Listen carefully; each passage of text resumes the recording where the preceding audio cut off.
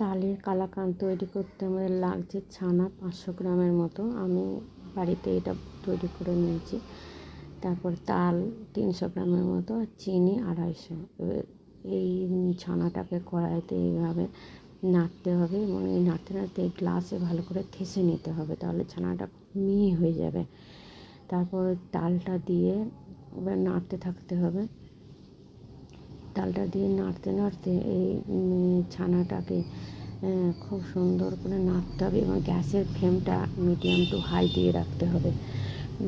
Medium to high দিয়ে এবার নাড়তে থাকতে হবে। নাড়তে নাড়তে এটা চিনিটা দিয়ে দিতে হবে। চিনিটা দেওয়ার পরে যে যেমন চিনি খায়, কম মিষ্টি কম বেশি চিনিটা দিয়ে নাড়তে নাড়তে এটা গ্যাসটাকে কমিয়ে দিতে হবে, নাহলে নিচটা ধরে যাবে।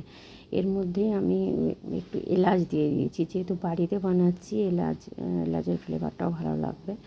তারপরে ওটা মাখা মাখা হয়ে যাওয়ার পরে একটা 4 কৌটোতে আমি ছড়িয়ে দিয়েছি। দেওয়ার পরে ঠান্ডা হয়ে যাওয়ার পরে কাটতে হবে পিস পিস করে। দিয়ে আমি থালায় সাজিয়ে নিয়েছি, দেখতেও সুন্দর লাগছে এবং খেতেও খুব সুন্দর।